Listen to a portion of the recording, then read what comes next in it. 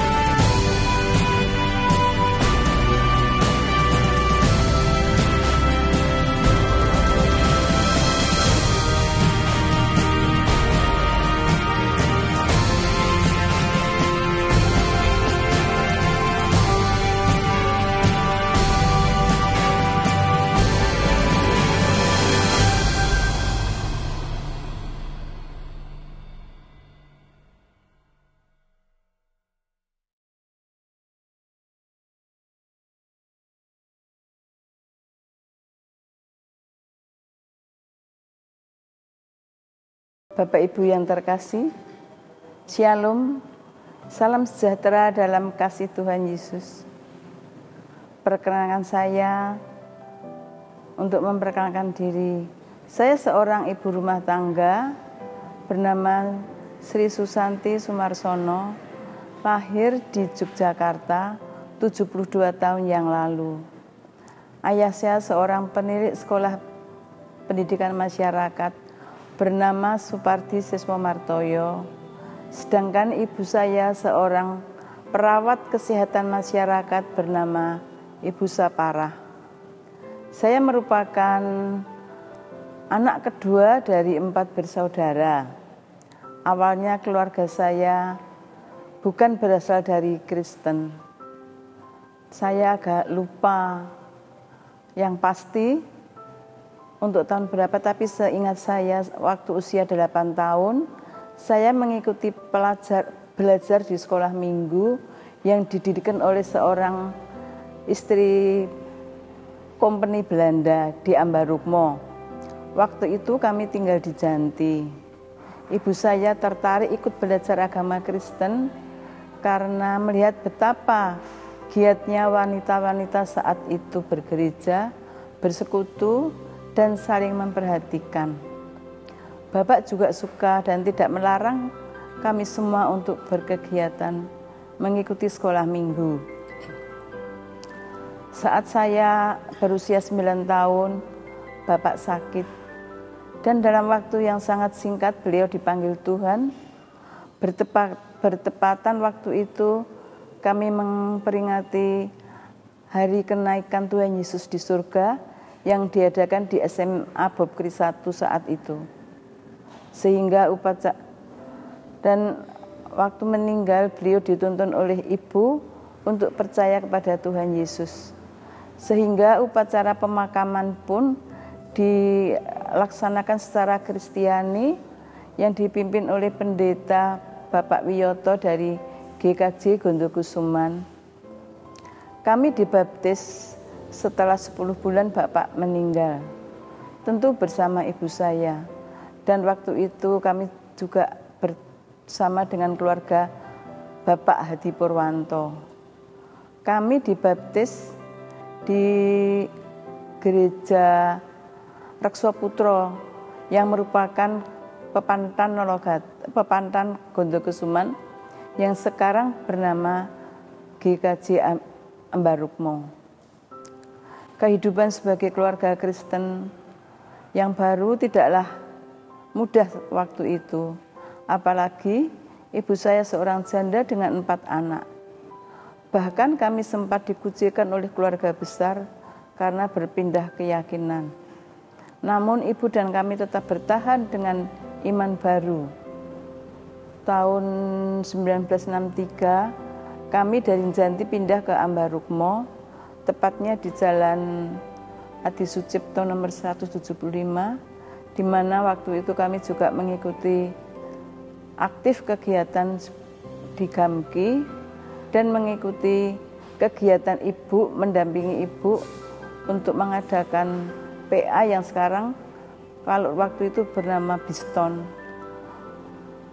di seputaran Kampung Ambarukmo. Bahkan kami berjalan kaki sampai ke Pengok, Karangasem, dan Condong Catur. Kehidupan kami menjadi sulit secara ekonomi karena gejolak politik tahun 1965. Ibu harus menjual aset-aset bekerja keras sampai tengah malam untuk menghidupi dan menyekolahkan keempat anaknya. Saya menempuh pendidikan sampai setingkat SMA yaitu SMEA. Dan tahun 1969 saya menikah dengan suami yaitu Bapak Sumarsono almarhum yang merupakan seorang perwira angkatan laut. Dan setelah menikah kami diboyong ke Surabaya, di mana di kota ini lahir anak pertama kami. Lalu pindah ke Singaraja, Bali, lahir anak satu lagi, dan pindah ke Makassar yang waktu itu bernama Kota Ujung Pandang. Di kota ini 2 putri kami lahir, semuanya perempuan. Di Ujung Pandang kami bergereja di GPIB Immanuel. Dan di Kompleks Angkatan Laut juga suami melayani, kalau untuk istilah di GKJ pepandan, tapi itu khusus di Kompleks Angkatan Laut. Di mana waktu itu suami bertugas untuk dua periode sebagai majelis.